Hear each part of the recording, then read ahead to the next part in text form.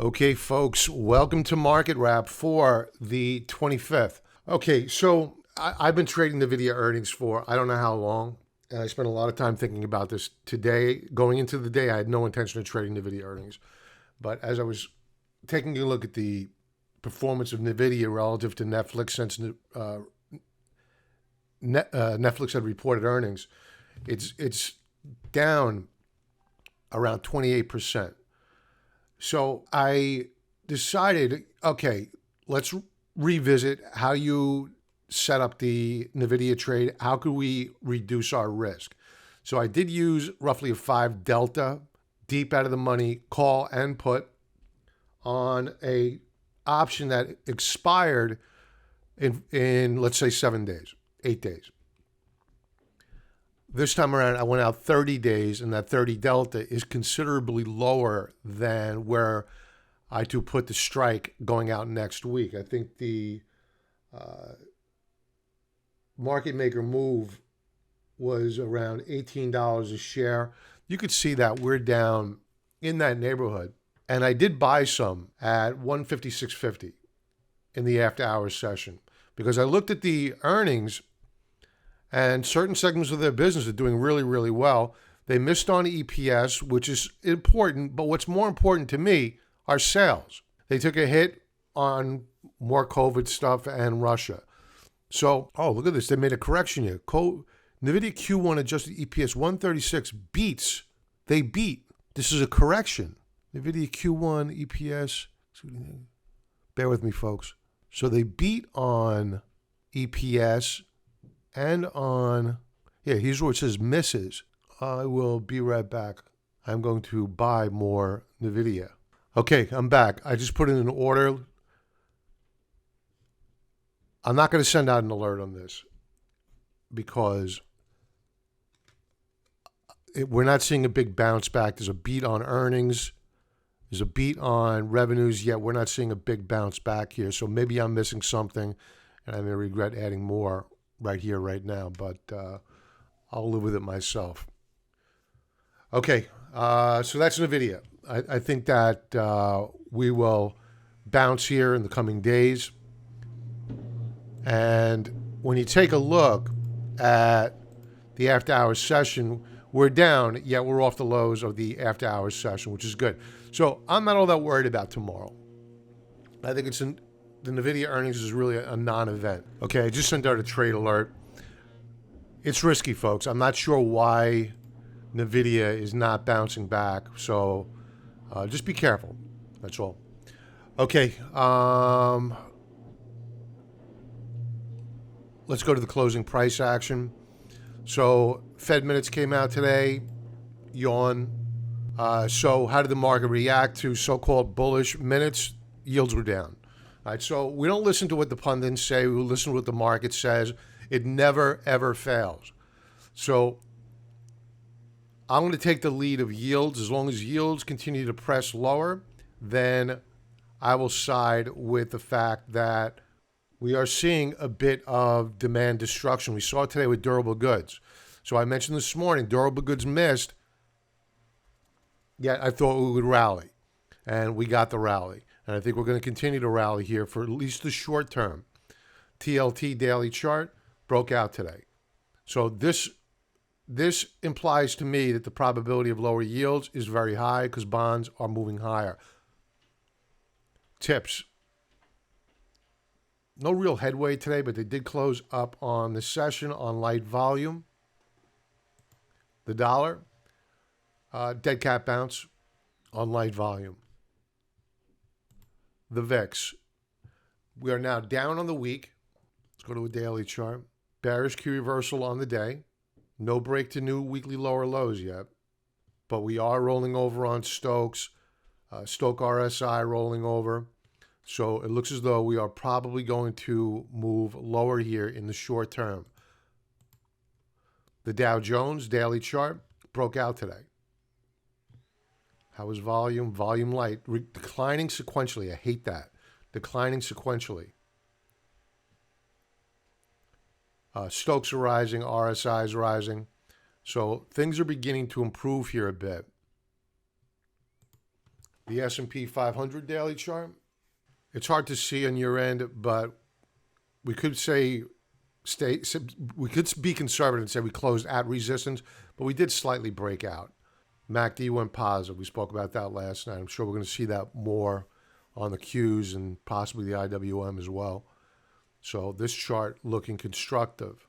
The trip Qs, they did fade off the highs of the day. The however is just like with the S&P 500, a very slight breakout on the session, very light volume.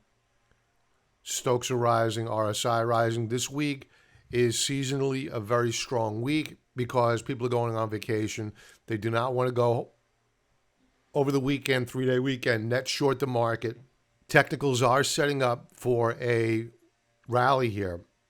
We just need some volume. Small caps, really nice here. Higher lows on RSI, higher lows on Stokes. Clear breakout here. I think the small caps are looking better than the larger caps, but it's usually the small caps that lead the charge higher because they lead the way down initially. The financials, strong day, very strong day. They were struggling at one point in time in the day, but they really bounced back. That was volume. Volume was better than the other large cap names on a relative basis. So the banks are looking good here. Technology, up 1.17%. No breakout yet. Volume declining. MACD went positive. Energy, strong day. We're at the top of the risk range here. That was volume, flat. This seems almost, I guess I'll say it, manipulated. It's just flat across the board, day after day.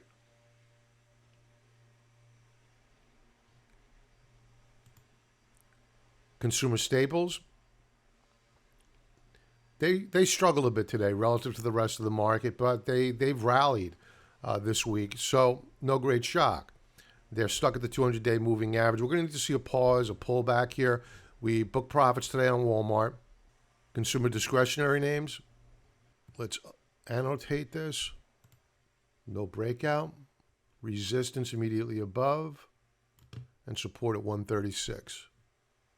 Bitcoin. Let's see what it's doing after hours. It is up after hours. No breakout today. Emerging markets. Up over 1.5%. Looking interesting. Volume declining. Not that interesting. DBA, food, new lower low. Let's check out wheat. New lower low, but we did reverse off the lows of the session. Gold, a down day, very disappointing. Very, very disappointing. You know, we bounced off the 200-day moving average. I'm not pleased with gold. I haven't been. I'm still not. Nugget, daily chart, consolidating here. Down day, very light volume. GDXJ, down day, but we did rally significantly off the lows here. We held support. Volume very light to the downside, which is good. Silver, daily view, down over 0.75 of a percentage point. Very light volume. That's okay. SILJ, daily view, down day. I think this is a higher low getting put in here. I wouldn't buy until we break out, folks. Gold has got me spooked. I don't know what's going on there. Gold money down another 2%.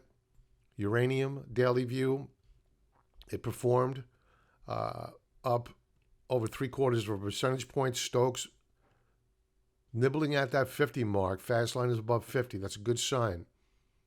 Volume light, not a good sign. LABU, a very volatile day, but ultimately recovered, closing at $5.56 per share. I think this could be bought. I think the small caps are going to rally. Check out the chart of Netflix. We're going to be buying this tomorrow. I put in that that long call spread today, and I just got spooked because I took a look at the Qs. They were ripping up higher, and Netflix was struggling, and it was short-lived, but I had a profit. I said, I'm just going to scalp this. And I'm going to take a wait and see approach. So it's okay. We didn't clearly break out today, but we'll probably see a pop higher. Once we get the retest, we'll look to enter the trade. Loving the Stokes here. Loving RSI. Good stuff. Talented ass for Disney. Disney, we bounced off of monthly support. So we have strong support immediately below. Daily view. Daily view, I think we're moving up higher. Higher lows RSI, higher lows on Stokes. No breakout yet. I think this could be bought with a stop right below 99.47. I'm going to keep it short tonight, folks. I'm going to circle back to the futures. All right, NVDA really holding its ground now. That's good. We'll take it. We'll take a look at the Qs. I think we're going to open up tomorrow. Let's see what the futures are doing right now on the NASDAQ 100. And these are not trading yet. Okay, folks, I will talk to you tomorrow. Have a great night and be well.